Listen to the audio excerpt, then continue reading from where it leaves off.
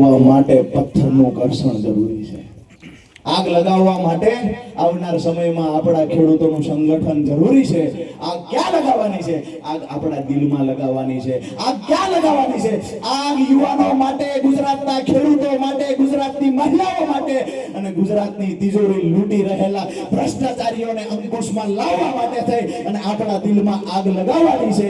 આવનાર 7 તારીખે આમ આદમી પાર્ટી દ્વારા ચોટીલામાં 35 વર્ષ પછી ગુજરાતના ઇતિહાસમાં 35 વર્ષ પછી એક મહા ખેડૂત સંમેલન થવા જઈ રહ્યું છે। ત્યારે એક ખેડૂતના દીકરા તરીકે મારી યુવાનીના 8 વર્ષ મેં ખેડૂતો પાછળ ઘસ્યા છે। લાખો કરોડો રૂપિયાની કમાણી મૂકી અને ઈસુદાનભાઈ જ્યારે ખેડૂતના ચરણે આવ્યા છે ત્યારે અમે તમને વિનંતી કરવા આવ્યા છીએ, આવતી 7 તારીખે વરસાદ હોય કે તડકો હોય, આ લડાઈ આપણા બાળકોના ઉજળા ભવિષ્ય માટેની છે। આ લડાઈ ખેડૂતોને ખેતી બચાવવા માટેની છે। આ સંકલ્પ કરી વાહન મળ્યું ના મળ્યું વિષય પછીનો છે। ગમે તે વાહનમાં લટકાઈને ટીંગાઈને કે પછી હાલીને આવતી 7 તારીખે ચોટીલા પૂગવાની તૈયારી રાખજો। અમારા હાથ મજબૂત કરવા માટે એકવાર તમે ત્યાં આવો।